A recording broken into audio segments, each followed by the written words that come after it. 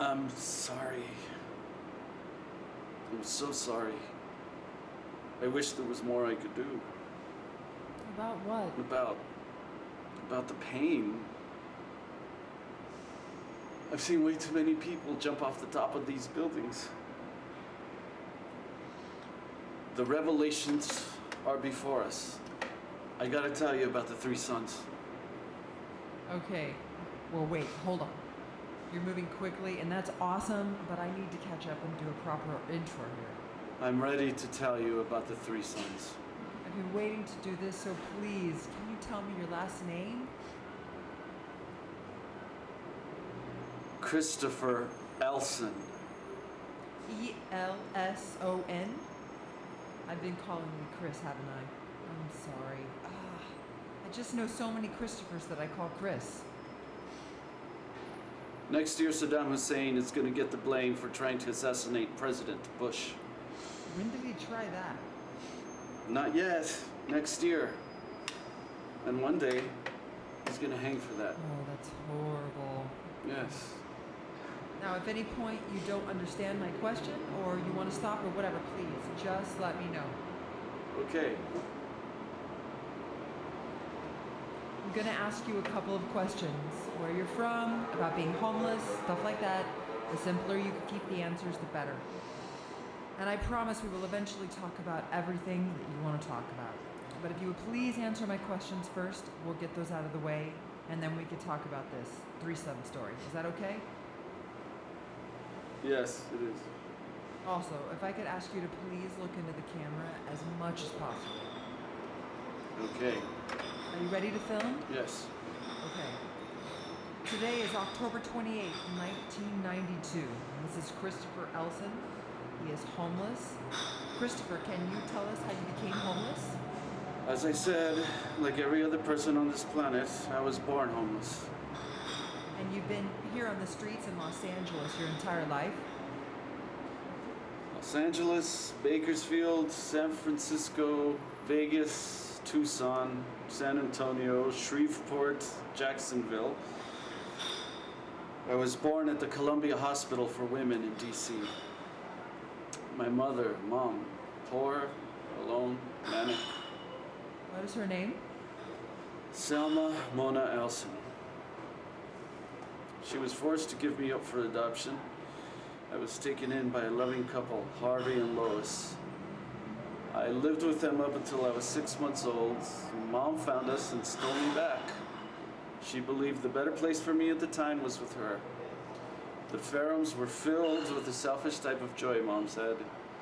It would stunt my growth. The Ferrums were devastated. Have you ever tried to contact them? 2 years after Mom took me, the Ferrums adopted another boy. They moved on and found happiness. Our time together had passed. And how do you know It that? came to me in a dream. These things always come to me in dreams. And you pretty much can rely on these dreams as the truth? Without a doubt. Mom constantly had me talk about the Ferrums, our house. She didn't want me to forget the time I spent with them, and I haven't. Weren't you just 6 months old? Yes, 6 months old. They named me Christopher. Mom thought it was a fitting name, so she kept it for me. How could you possibly remember being 6 months old? As a defense mechanism, we're meant to forget the first years of our lives. Defense against what? It's in the first years of our lives that we know the truth. Remembering that would make us all emotional wrecks. People don't remember, and for the most part, everyone is still an emotional wreck. How could you possibly remember being 6 months old? I remember everything, from my first breath of life to this breath now. The faces, the names of everyone I've ever seen. That's intense. I remember how they live and die. Every dream, every You word. remember everything? Everything. Repeat what I've said. Repeat what I've said. No, not like No. that. No, not like that. Wait. Wait. Oh, what did I say 10 minutes ago? What did I say 10 minutes ago? I had no idea we were gonna jump right into such a heavy existential conversation.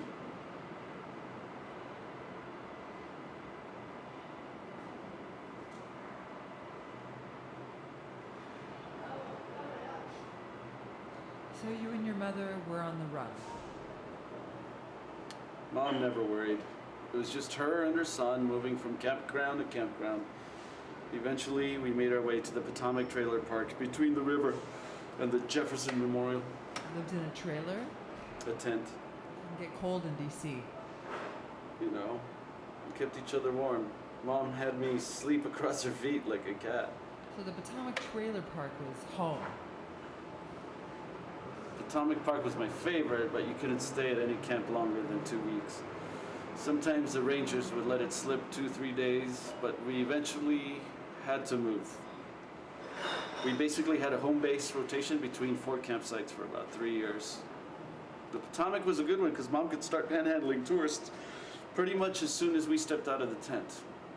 All I had to do was follow behind her, hungry and cold. Was that hard for you to do? No, I was really hungry and cold, so it wasn't like I was putting on a show. Were there other kids around? Like tourists with their families. What about school or the doctor? I was homeschooled, and I have never been sick. Never? Never even had a cold or a cavity.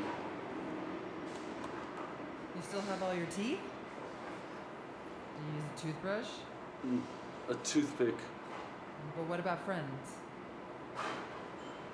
I know some people around. No, I mean, when you were a kid, did you have any friends? There were a lot of nice people. My favorites to visit with were Thomas Jefferson, but especially Abraham Lincoln. Yes, but you're talking about being at the National Mall. Yes. But I also reviewed President Lincoln's soul after his death. You reviewed his soul. Yes. And although he never admitted this out loud, deep in his thoughts, he hated God. The issue with him wasn't whether he thought God was real or not. He believed God and his Bible was a manual on instilling fear, endorsing war, and enslaving people. And Lincoln despised slavery. I don't know about all that. I do. I know. Lincoln was president during the Civil War. Yes? Both sides thought they were in the moral and religious right. Both sides invoked God for their cause. Both sides leaned heavily toward God in this time of uncertainty. Okay. This, as he stated in his second inaugural address. Both read the same Bible and prayed to the same God, and each invokes his aid against the other.